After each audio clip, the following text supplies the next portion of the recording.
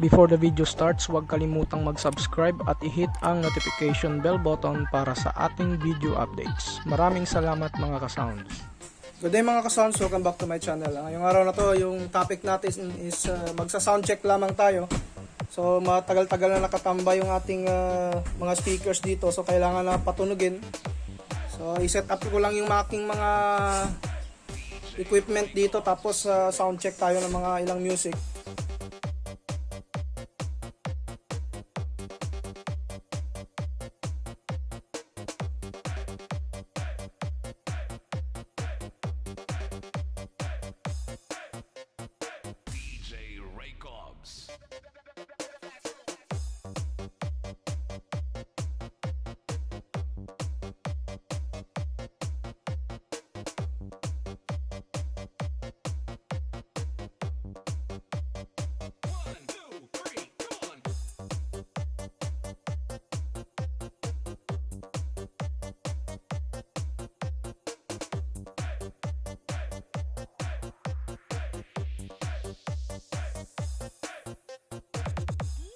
Raycobs Remix. Idol na, tisoy pa.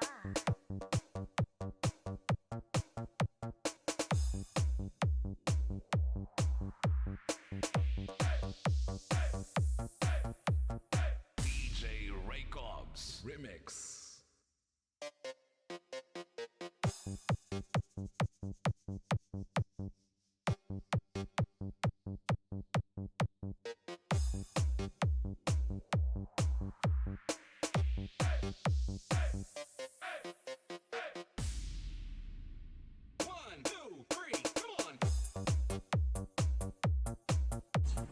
Sa mga ka-sounds, ito naman yung setup natin sa dalawang power amp natin. Bali yung ating ACA5 is naka 1.5, yung sensitivity, tapos 1.5 din dito sa ating Ace LX20.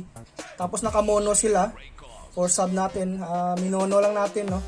Pero yung ating mga XLR dito, naka-connect yung dalawa kasi nga pag gusto kong i-stereo, at least hindi na ako magsaksak ulit ng mga connectors dito. So yung problema ko lang dito is yung isang size 12 ko, no, mahina kasi, mahinang klase, kaya naka 1.5 lamang. So ito yung ating connection. Tapos dito sa ating Kevlar GX7 is yung ating concert na 3-way speaker yung nakakonect. So ayan, pag dalawa kada amplifiers natin, tapos connected yan sa crossover, equalizer, tapos papunta mixer. So simulan natin yung sound test natin. So mga ka-sounds, bali magsa-sound test na tayo. Yung problema dito ngayon is naglo-low power yung kuryente. So kailangan mamadali natin yung ating sound test. Siguro hindi na ako makapagpatuloy sa pag sound test dito ngayon pagkatapos ng video na ito kasi nga may low power. So kung mapapansin niyo, pero sa ngayon hindi niyo marinig, pero pag low power kasi yung mga speakers may tumutunog na maano siya, no? Parang may something na tumutunog tapos biglang umihina, lumalakas yung tunog ng ating mga speakers. So napa-check ko na yan sa sound sa mga technician, sabi nila is low power.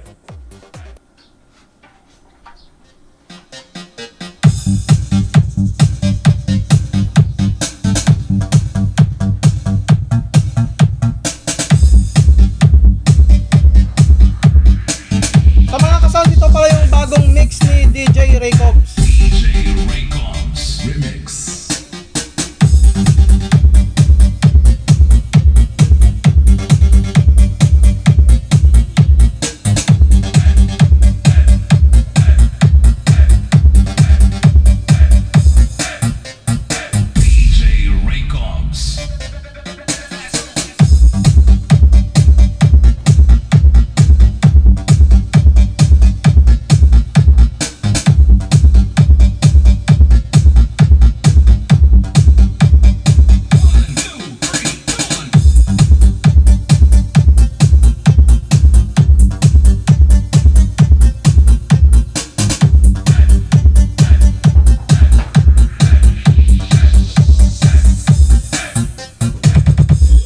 Raycobs.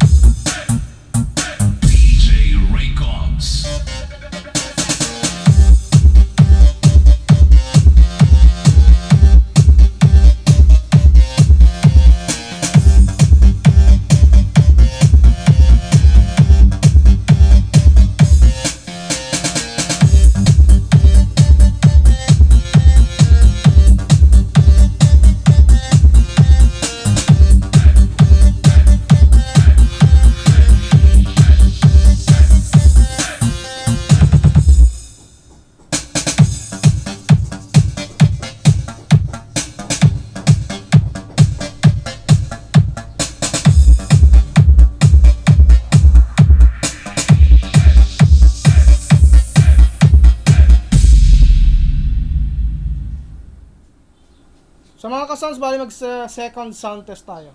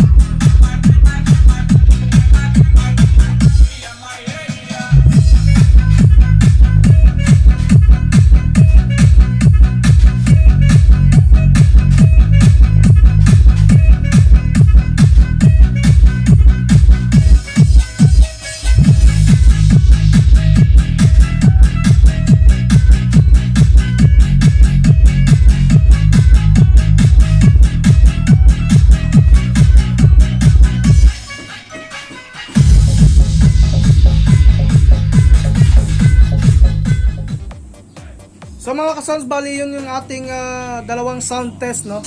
So napakalakas ng ating sound test kahit na minimal lamang yung ating volume dito sa mixer natin is okay na okay yung ating sound check.